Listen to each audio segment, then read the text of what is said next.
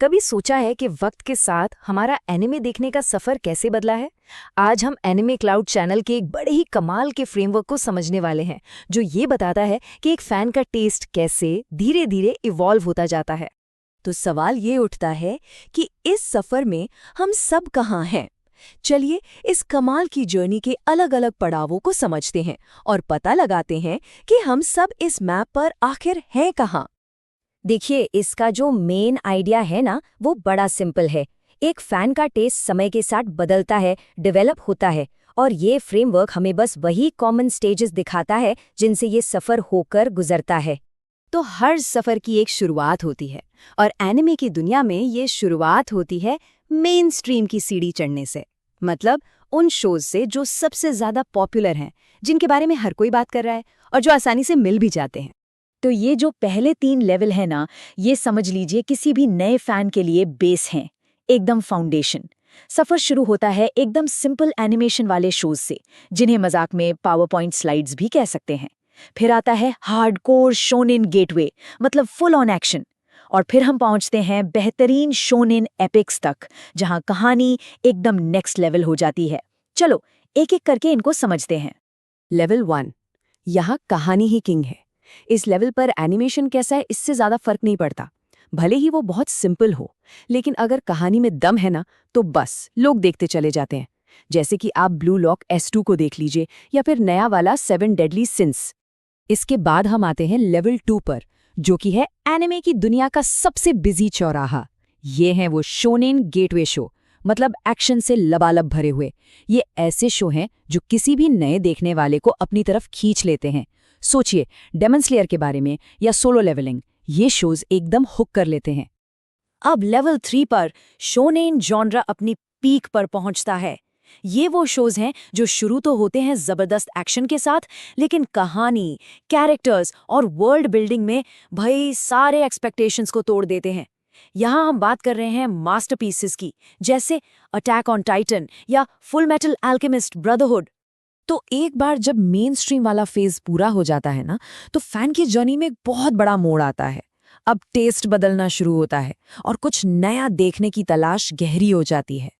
और यहीं पर आता है एक मेजर शिफ्ट। अब एहसास होता है कि यार, एनिमे सिर्फ फ्लैशी एक्शन और जोरदार लड़ाइयों का नाम नहीं है। अब पसंद बदलती है प्लूटो या हेवनली डिल्यूजन्स जैसे शोज की तरफ, जिनमें दिमाग घुमा देने वाले प्लॉट्स, गहरे रहस्य और भारी भरकम साइंस फिक्शन कॉन्सेप्ट्स होते हैं। और फिर आता है लेवल 5, यानी हैवी स्टफ वाला फेस।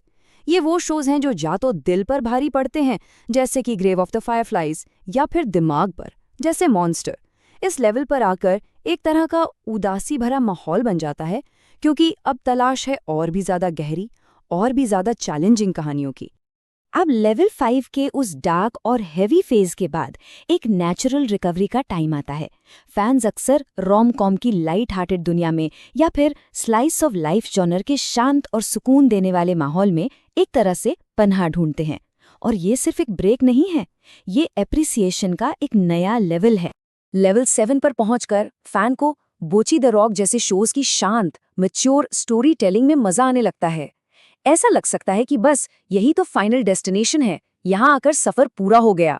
पर सोर्स के मुताबिक यहाँ से आगे का रास्ता बहुत ज्यादा डार्क होने वाला है। अब हम इस सफर के सबसे नाटकीय हिस्से में आ गए हैं। एक ऐसा हिस्सा जहाँ कुछ नया देखने की चाहत एक फैन को बहुत ही अजीब और कह सकते हैं खाली जगहों पर ले जाती है। और सोर्स ने इसे दलदल कहा है, जो कि एकदम परफेक्ट है। ये लेवल वो नीश और अक्सर कंट्रोवर्शियल एनिमे की दुनिया है, जो अपने अजीब से चार्म से लोगों को ऐसे खींचती है कि बाहर निकलना लगभग नामुमकिन हो जाता है। सोच कर देखिए, ये कितना बड़ा बदलाव है। वो फैन जिसे कभी सोलो लेवलिंग पसंद था, अब वो प्रिजन स्कूल या हाई स्कूल DxD जैसे शोज में डूबा हुआ है। सोर्स का तो ये तक कहना है कि वो इंसान खुद को ही नहीं पहचान पाएगा, जैसे कोई और ही बन गया हो।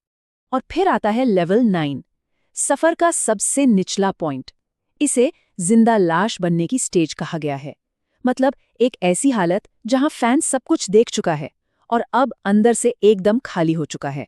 ये जो नंबर आप देख रहे हैं, 0, ये दिखाता है कि लेवल 9 पर एक फैन को एनिमे से कितना सेटिस्फैक्शन या कितनी खुशी मिलती है? बिल्कुल ज़ीरो। कुछ भी अच्छा नहीं लगता, किसी भी शो में वो पहले वाली बात नहीं लगती। लेकिन कहते हैं ना, हर रात के बाद सुबह होती है। तो अब हम चलते हैं इस सफ़र के फाइनल एक्ट की तरफ, मतलब रॉक बॉटम पर पहुंचने के बाद रिकवरी और फिर असली एनलाइटनमेंट का रास्ता। तो सवाल ये है कि इस खालीपन से वापसी होती कैसे है? इसका जवाब है कुछ मास्टर क्लास एनिमे।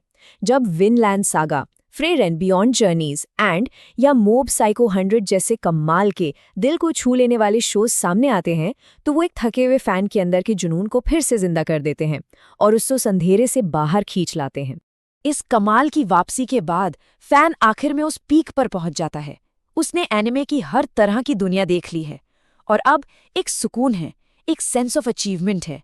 लगता है बस सफ़र यहाँ ख़त्म हो गया।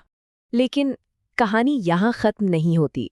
क्या होता है जब कोई फैन इस पीक पर खड़े होकर भी और ऊपर देखने की हिम्मत करता है? क्या इसके आगे भी कुछ है? और जवाब है हाँ, ये है लेवल 10 एसेंशन यानी उद्गम। ये कोई अगला स्टेप नहीं है, ये एक स्टेट ऑफ बीइंग है, एक ऐसी अवस्था जहां फैन हर तरह की बाउंड्री से ऊपर उठ जाता है। और सोर्स इसे समझाने के लिए कहता है, जिन लोगों ने जोजोस बिज़ारे एडवेंचर देखा है और उसे एंजॉय किया है, वो असल में हवा में उड़ रहे हैं। मतलब ये एक ऐसा एक्सपीरियंस है जिसे बाहर वाले शायद कभी समझ ही नहीं पाएंगे। आपने देखा होगा, जब दो जोजो फैंस बात करते हैं तो लगता है जैसे वो किसी सीक्रेट कोड में बात कर रहे हैं। बस यही लेवल 10 का मैजिक है। तो अब जब हमने ये सारे लेवल्स देख लिए हैं, सवाल फिर वही है, अपने खुद के एनिमे के सफ़र के बारे में सोचिए और पता लगाइए कि आप इस दिलचस्प मैप पर खुद को कहाँ पाते हैं।